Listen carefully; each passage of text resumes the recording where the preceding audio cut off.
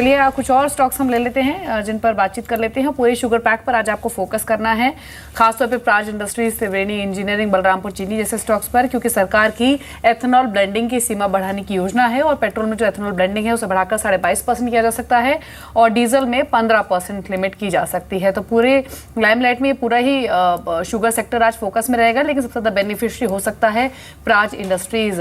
गौरांग, आपके कॉमेंट्स क्या हैं इस खबर पर? और ऑलरेडी क्योंकि पूरा शुगर स्पेस इतना चल चुका है, कोई चेस करना चाहेंगे स्टॉक रीसेंट रनअप के बावजूद भी? दीपाली, पहले तो मुझे नहीं पता कि ऑयल मार्केटिंग कंपनीज के पास इतनी ऊपर की तरफ क्षमता है कि नहीं एथेनॉल को ब्लेंड करने के लिए। और ये जो एथेनॉल की ब्लेंडिंग की बात आ रही है वो रिप्लेस करेगा नाफ्ता को, क्योंकि नाफ्ता पर्यावरण के लिए भी थोड़ा हानिकारक है। अब ये जानकारी मेरे पास नहीं है कि इतनी बड़ी मात्रा में क्या ब्लेंडिंग हो सकेगी कि नहीं, तो सवाल या निशान लगा हुआ है। बलरामपुर चीनी पर जो आपने जिक्र किया, तो हमारे जो लक्ष्य थे वो निर्धारित हो चुके हैं, तो हम तो बुनियादी तौर पर आकलन करते हैं तो मुनाफा वसूली की राय होगी।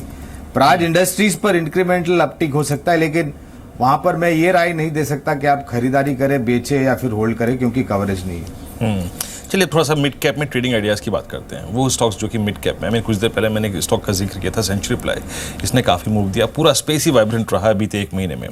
और कुछ स्टॉक्स जिनमें काफ़ी स्ट्रॉन्ग मूव था, देखिए उसमें एक चोलामंडलम इन्वेस्टमेंट, यहाँ पे काफ़ी स्ट्रॉन्ग मूव था। एक दो स्टॉक्स और देखिए, एसएल प्रोपैक, इसने 200 का लेवल हिट किया। एस्कॉट्स में एक नया फ्रेश ब्रेकआउट आया। अभिजीत, मिड कैप में सर्टेन ट्रेडिंग आइडियाज़ जहाँ पे आपको लगता है कि इस महीने पैसा बनेगा। और एक और चीज़ रही है थीम अभिजीत, वो ये है कि स्ट्रॉन्ग स्ट्रक्चर्स को लोग एक्यूमुलेट कर रहे हैं, लोग पुल बैक ट्रेड नहीं ढूंढ रहे हैं इस वक्त, स्ट्रेंथ को बाय कर रहे हैं लोग। Yeah, that's right. Relative strength buying is definitely a good thing. But last week में Viren, if you have noticed कि beaten down stocks में भी अपने को we have managed to see a bounce back. BHEL is one of them and the other stocks. Within the smaller category of the small and mid caps, yes, there are few names. Century Ply आप कुछ देर पहले mention कर रहे थे. Along with Century Ply, Century Textile is also one stock which is looking good. Cement space हम लोग last Monday को discuss कर रहे थे, with in that we did mention about India cement.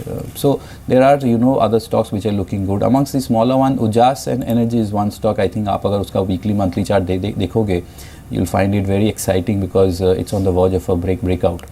So overall, I think the market ऐसे एक stage पे where it is definitely giving importance to stocks which have shown relative strength on one hand, and definitely others which are beaten down, and probably from a valuation point of view they have started to look very attractive. जी, इसके अलावा IT space के दो stocks पर आप focus कर सकते हैं. एक स्टॉक जो कि दिन के निचले स्तरों पर बेहद वीकनेस के साथ क्लोज है, वो था केपीआईटी टेक्नोलॉजीज का, और दूसरा था ट्राइगन टेक्नोलॉजीज का, जो कंसिस्टेंट मूवर रहा और टेक्निकली भी बहुत स्ट्रॉन्ग है. पूरा आईटी पैक दबाव में है, लेकिन आईटी सॉफ्टवेयर सेगमेंट में डील करने वाली ट्राइगन टेक्नोलॉजीज 7-8% के उछाल के साथ बंद हुई. केपीआईटी टेक्नोलॉजीज 15% गिरा, और कंपनी की ओर से जो स्टेटमेंट्स आए आने वाले अर्निंग्स को लेकर वो खराब थे, और एक ब्लीक आउटलुक शेयर किया है मैनेजमेंट ने आने वाले 2 क्वार्टर्स को लेकर, और इसीलिए केपीआईटी टेक्नोलॉजीज में 14% का एक इंस्टेंट डाउनसाइड रिएक्शन हमने देखा प्रीवियस सेशन में. वहीं अगर ड्रैगन टेक्नोलॉजीज को देखें तो 7% के उछाल के साथ ये स्टॉक क्लोज हुआ, और आज खबरों में भी है, और खबर ये है कि जो यूनाइटेड नेशंस के साथ कम्युनिकेशन कॉन्ट्रैक्ट था कंपनी का, उसे एक्सटेंशन मिला है और 1 साल के लिए. तो पॉजिटिव खबर है. 7% उछला था शेयर, लेकिन और तेज हो सकता है. आप कुछ कॉमेंट करेंगे जय? ट्राइगन टेक्नोलॉजीज और साथ ही केपीआईटी टेक, एक कमजोर और एक स्ट्रॉन्ग स्ट्रक्चर. श्योर दीपाली, ट्राइजन मैं एज अ डिस्क्लोजर ऐड करना चाहूँगा कि हमने हमारे क्लाइंट्स को दिवाली रिपोर्ट जो हमने निकाली थी पिछले कुछ 7-8 महीनों पहले, तभी हमने रेकमेंड किया था लगभग 50 के लेवल्स पर, और 180 के टारगेट्स तब हमने दिए थे क्लाइंट्स को, और अभी भी हम होल्ड करने की सलाह दे रहे हैं. आई थिंक जब तक हमारे टारगेट ऑफ 186 अचीव नहीं होते, आई थिंक तब तक कंटिन्यू कर सकते हैं अपनी ride on the upside. Definitely trail stop loss का हमने ज़रूर जिक्र किया है. We have given a trailing stop loss of around 92, तो आई थिंक अभी भी काफ़ी अच्छा लग रहा है, और ये कंटिन्यू ऊपर की तरफ जा सकता है, ऐसा हमारा मानना है. केपीआईटी डेफिनेटली स्ट्रॉन्ग एक डाउन मूव देखने मिला लास्ट कुछ ट्रेडिंग सेशन में, जो हिसाब से इसने अपनी एक up trend line support break किया है, तो आई थिंक इमीडिएट सपोर्ट जो बनकर आ रहा है दैट कम्स टू अराउंड 130. तो अगर किसी फ्रेश इन्वेस्टमेंट या तो बाइंग का लेवल्स ढूंढने, तो I think that 130 is the right level to get into this stock. तब तक आई थिंक अवॉइड करना चाहिए स्टॉक को. एक स्टॉक का जिक्र करना चाहूँगा, देखिए थोड़ा सा अलर्ट रहिएगा क्योंकि ये अपने ऑल टाइम हाई को हिट कर सकता है। वो है Marico in the mid cap basket. क्या ड्रीम रन दिया इस स्टॉक ने, मानना पड़ेगा भाई। 2014 में 100 रुपये का प्राइस था, उसके बाद नो रिट्रेसमेंट व्हाटसोएवर। कभी कभी क्या कहते हैं टेक्निकल्स में हम रिट्रेस होना ज़रूरी है फ्रेश स्ट्रेंथ को एक्वायर करने की। नो, इसका ऑल टाइम हाई है ऑलमोस्ट, आप देखिए इसी ट्रैजेक्टरी में करीब करीब 272-271 के आसपास। गौरांग, आपकी प्रेफर्ड पिक रहेगी मैरिको मिड कैप एफएमसीजी में? जी हाँ, और एज ए डिस्क्लोजर कवरेज भी है। और अभी जब कुछ समय पहले मैं बारिश को मौसम को लेकर के बात करा था तो एग्री रिलेटेड कुछ क्षेत्र की बात की थी, स्टॉक्स की बात की थी, और FMCG Dabur, Marico, Emami, Godrej consumer products, HUL, ITC, ये एक मोटे तौर पर एफएमसीजी क्षेत्र से जुड़े हुए स्टॉक्स है जहां पर खरीदारी की राय है एज ए डिस्क्लोजर। जय, आपकी टारगेट्स क्या रहेंगे मैरिको पे फ्रेश, और किस रेंज में आप लेना चाहेंगे? आई मीन ये एक नॉट ए ट्रेडिंग स्टॉक, लेकिन हाँ मैं इसको पोजिशनल पर्सपेक्टिव से देख सकता हूँ डेफिनेटली। वेल वीरेंद्र, ये एक अच्छी अपवर्ड स्लोपिंग चैनल में ट्रेड कर रहा है और हाल में ही एक अच्छा ट्रायंगल पैटर्न में से कंसोलिडेशन में से ब्रेकआउट देखने मिला है ये स्टॉक में। I think on the lower side 261 के नीचे स्टॉप लॉस लगाकर on a closing basis on the upside जो टारगेट निकल कर आ रहे हैं स्टॉक के channel target that come to around 290। I think risk और अभी भी काफ़ी फेवर में बुल्स के बाय करके ही चलना चाहिए। इंडिकेटर्स भी काफ़ी बुलिश लग रहे हैं जी। इसके अलावा जो मल्टीप्लेक्स शेयर्स हैं वहाँ पर भी आप फोकस कर सकते हैं। आज और कल दोनों ही सेशंस में आइनॉक्स ने की ओर से स्टेटमेंट्स आए हैं कि फिल्म सुल्तान के लिए उन्होंने जो एडवांस बुकिंग ऑलरेडी शुरू कर दी है। वेंसडे को ईद के मौके पर ये फिल्म रिलीज होगी, तो आज ही नहीं, आज और कल दोनों ही सत्रों में जो मल्टीप्लेक्स शेयर्स हैं वो फोकस में रह सकता है। आइनॉक्स, पीवीआर स्टॉक्स पर आप ध्यान दे सकते हो। और पीवीआर तो इनफैक्ट एक स्ट्रॉन्ग परफॉर्मर रहा भी है क्वार्टर 4 अर्निंग्स के बाद से ही। 1050 के जो टारगेट्स थे वो भी स्टॉक ने अचीव किए हैं। तो इन दोनों ही शेयर्स पर आप नजर रखकर चले। कमेंट लेंगे इनफैक्ट इन स्टॉक्स पर एक्सपर्ट्स के, लेकिन ऑप्शन स्ट्रैटेजी का भी वक्त हुआ है।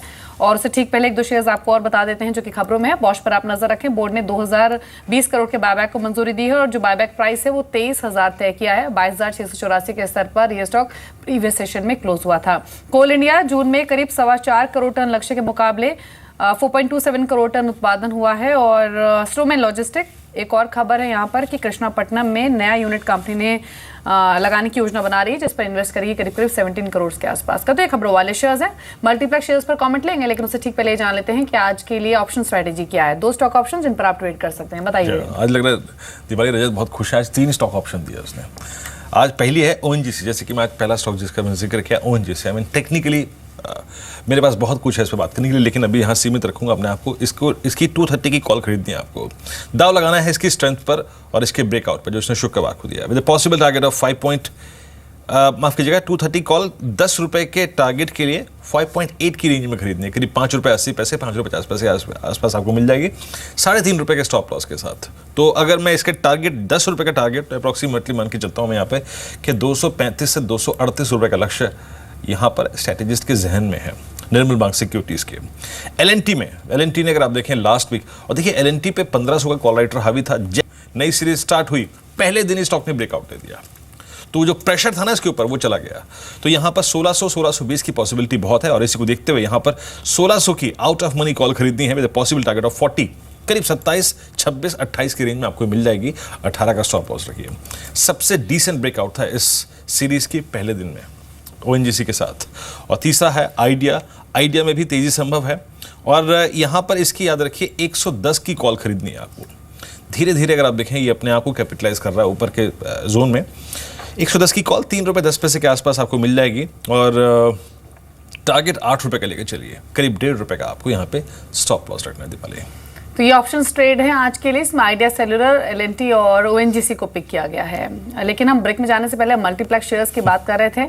गौरांग, वेंसडे को फिल्म रिलीज हो रही है ईद के मौके पर, मार्केट भी क्लोज हैं, तो आपके प्लान्स हैं मूवी देखने के, और साथ ही कौन से स्टॉक्स हैं इस पूरे स्पेस से जो कि आप व्यूअर्स को चेस करने की सलाह देंगे? वेल थोड़ा प्री ऑक्यूपाइड हूँ दीपाली, वेडनेसडे को शायद मैं नहीं जा पाऊँगा। हाँ, लेकिन मुझे उम्मीद है कि जिस तरीके से एडवर्टाइजमेंट की गई है और जिस तरीके से ईद के मौके पर ये पिक्चर रिलीज़ हो रही है तो कामयाबी तो काफ़ी मिल सकती है। और एंटरटेनमेंट रिलेटेड PVR पर दीपाली आपको याद होगा कुछ समय पहले कॉरपोरेट गवर्नेंस को लेकर के कुछ खबरें उभरी थी और ये स्टॉक करीबन 750 या 700 के आसपास पहुंचा था। हमारी कवरेज तब भी बरकरार थी और तब भी हमने निवेश की राय बरकरार रखी थी और खरीदारी और करने की कवायद की थी। लक्ष्य मुकम्मल हो चुके हैं 940 980 के। अगर प्रॉफिट बुक करना है तो लाजमी होगा। लेकिन एक दूसरा स्टॉक है इरोज इंटरनेशनल, जो भी कॉर्पोरेट गवर्नेंस को लेकर के कुछ खबरों में रहा था, यहाँ पर भी हमारी खरीदारी की राय बरकरार है।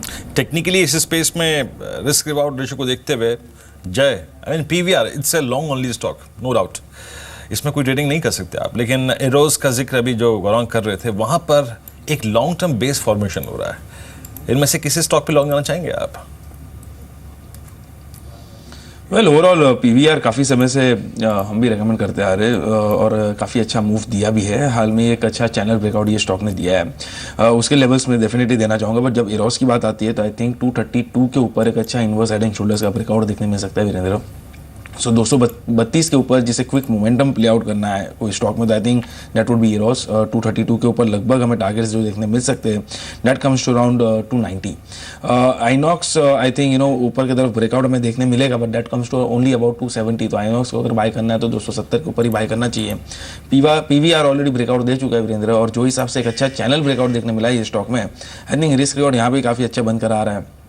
ऑन द लो साइड 985 का एक स्टॉप लॉस लगाकर यहाँ पे बाय पोजीशंस इनिशिएट कर सकते हैं। जो channel targets medium term basis पर वीरेंद्र बनकर आ रहे हैं वो काफ़ी अग्रेसिव टारगेट है, 1850 तक के लक्ष्य बनकर आ रहे हैं। That comes to in long term.